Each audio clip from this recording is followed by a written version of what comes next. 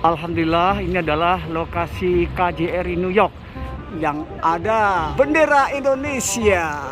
Kami akan membuat paspor untuk anak kami. Nah, kita udah sampai KJRI. Prosedurnya ini tunggu. Apa kabar Bu? Ya, monggo. Nah, sekarang saya sudah di sini, kita nunggu dulu. Sahabat-sahabat semuanya, kalau kita nggak sempet isi secara online, jadi juga disediakan ini adalah formulirnya untuk pembaruan paspor ya anak saya. Jadi kalau anak saya 2, jadi saya harus ada 2 dan bisa langsung diisi di sini ya.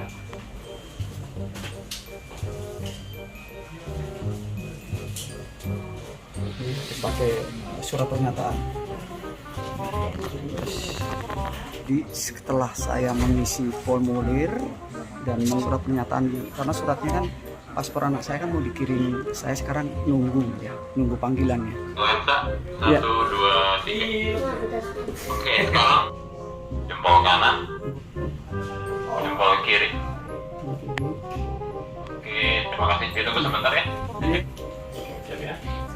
2, 3. Di tengah kiri, jari manis kiri, jempol kanan. Pak Oki, kita tuh bangga banget sekarang, terutama kami yang punya anak di sini ya bisa datang.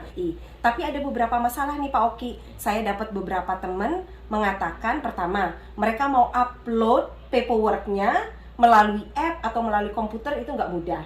Kedua, ada yang berusaha cari appointmentnya dari 2 minggu lalu, itu tuh ternyata penuh semua. Lalu ada juga yang bilang mau lapor diri, tapi websitenya error. Reaksi Pak Oki seperti apa nih? Oke, yang pertama dulu ya mengenai kesulitan untuk upload dokumen. Jadi intinya upload dokumen itu sebetulnya bertujuan untuk mempermudah atau mempercepat proses layanan di loket. Jadi kalau misalnya pemohon itu sudah melakukan upload, officer kami itu sudah melakukan pre-registrasi. Jadi nanti itu layanan di loket itu bisa lebih efisien 50%. Karena dokumen-dokumen sudah masuk, sudah diverifikasi, jadi pemohon tuh tinggal datang dan hanya tinggal foto, itu prosesnya paling hanya 5 menit. Wow. Tapi kalau misalnya belum melakukan upload, itu tidak masalah. Karena pada saat melakukan appointment online melalui SEO atau dari website, itu appointment-nya itu sudah secure sebetulnya. Tapi kalau belum melakukan upload dokumen atau belum mengisi formulir, itu tidak masalah. Bisa tetap dilakukan di kantor, di KJRI. Tapi memang ada proses lagi, ada ekstra waktu 5 menit, 10 menit, karena officer kami harus melakukan pemeriksaan dokumen dan melakukan upload ke server. Oke, Jadi, berarti apabila tidak bisa mengupload itu bukan tandanya menghentikan appointment tersebut. Tidak. Oke. Jadi karena kan pada saat di sistem itu ya, pada saat seorang pemohon itu booking appointment, itu dia secure appointment-nya. Good. Oke. Yang penting sudah memasukkan nama, alamat email, dan nomor telepon. Tapi masalah upload, itu kita buka fitur itu supaya lebih cepat pelayanannya. Sehingga jumlah orang yang dilayani dalam satu hari itu juga bisa lebih banyak yang kita layani. Baik. Ya. Terus yang kedua tadi terkait masalah appointment sudah penuh sampai 2 minggu bahkan 4 minggu ke depan, itu memang benar. Tapi ini sebenarnya sudah mending ya Bu dibandingkan 6 bulan yang lalu. Memang karena ini ada ekses dari pandemi, ada backlog. Jadi tadinya karena ada penutupan kantor selama 4 bulan itu full. Iya. Itu kita ada backlog tadinya 4 bulan, 3 bulan. Nah sekarang tuh sudah lumayan nih Bu, sekitar 1 bulan. Tapi kalau misalnya ada emergency, itu tetap kita layani.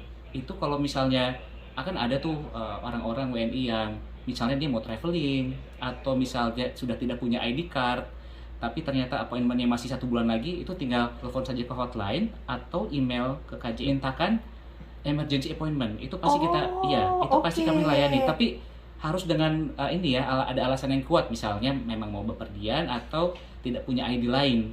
Oh, berarti Betul. tidak punya ID lain dalam arti kata seseorang yang sudah pasportnya mati, tidak mempunyai New York atau Betul. Boston ID atau Pennsylvania ID, itu bisa menjadi alasan kuat untuk Betul. mendapatkan emergency appointment. Betul, misal ada seperti di Pennsylvania, dia itu untuk dapat appointment dokter, kalau tidak ada ID itu nggak bisa dapat. Itu sering kami dapatkan permintaan tersebut. Dia mau appointment dokter, dia mau buat ITIN misalnya, Betul. tidak punya dokumen kecuali paspor. Nah itu kita anggap emergency. Tapi asal ada buktinya ya. Jadi supaya tidak semua minta emergency. Iya, betul. Yang ketiga ini mengenai memang betul Bu, kita sejak akhir Januari itu mengalami kesulitan dalam sistem lapor diri kita. Sistem lapor diri kita itu langsung dari pusat Kementerian Luar Negeri. Kebetulan belum bisa diakses. Jadi apabila ada WNI yang ingin melakukan perpanjangan paspor tapi belum bisa melakukan lapor diri, itu di skip saja. Oh, good. Skip saja, jadi langsung ke bagian booking appointment. Tapi ini memang lapor diri ini sebuah sistem yang sangat penting ya Bu ya. Iya. Itu gunanya apa? Yang pertama untuk pendataan pemilu. Oh. Yang kedua itu untuk perlindungan WNI Bu. Jadi kalau sekiranya terjadi hal-hal yang memerlukan, misalnya kita memerlukan kontak keluarganya apabila ada masalah, kita bisa dapat dengan langsung menghubungi emergency kontaknya di lapor diri tersebut. Oleh karena itu juga kita saat ini di sistem SEO itu nanti akan ada sistem pengganti lapor diri yang dari Kementerian Luar Negeri. Jadi kita sedang kembangkan sistem supaya WNI tetap bisa melakukan lapor diri. Oke, berarti pada saat ini seluruh orang di luar negeri nggak bisa lapor diri karena sistem dari Kemenlunya. Sementara sedang gangguan Bu. Oke, berarti bukan hanya masalah di KJRI New York, tapi juga seluruh mungkin dunia. orang yang di Afghanistan, yang di Malaysia juga nggak bisa lapor diri. Tidak bisa melakukan lapor diri secara online. Oke. Tapi kami membuka lapor diri secara manual Bu. Jadi ada beberapa jenis layanan yang memang memerlukan lapor diri, seperti para mahasiswa yang mendapatkan beasiswa LPDP itu harus ada konfirmasi lapor diri. Oke. Nah, karena sistem lapor diri ini belum bisa diakses, kami sediakan fasilitas lapor diri manual secara kertas gitu Bu. Oke. Nah, itu untuk para mahasiswa atau memang orang-orang yang memerlukan konfirmasi lapor diri dari KJRI. Berarti ada formulirnya yang mereka bisa isi lalu dikirimkan ke KJRI. Belum ada formulir khusus Bu. Itu kalau misalnya memerlukan lapor diri, konfirmasi lapor diri, itu tinggal menghubungi KJRI secara bisa lewat hotline atau lewat email. Cukup dengan melampirkan paspor, visanya di Amerika apa, dan bukti domisili. Oke. Nanti kami akan mengeluarkan sebuah surat lapor diri sementara. Pertanyaan selanjutnya, kemarin saya ada klien yang menikah di Indonesia, lalu si suami membeli rumah di Amerika. Mereka masih Indonesian citizen, walaupun sudah punya green card di Amerika. Mereka udah lumayan berumur, jadi sudah 60-65 ke atas. Mereka tuh agak khawatir, aduh kalau misalnya ada apa-apa, apakah nanti rumah di Amerika ini bisa otomatis jatuh ke istri?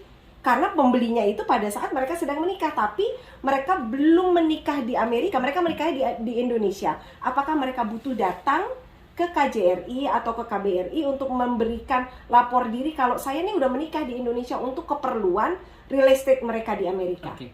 Jadi kalau menikahnya di Indonesia, sedangkan memerlukan sebuah dokumen hukum ya yang berlaku di Amerika, itu justru dua-duanya orang Indonesia, menikahnya di Indonesia, betul, tapi punya properti di Amerika.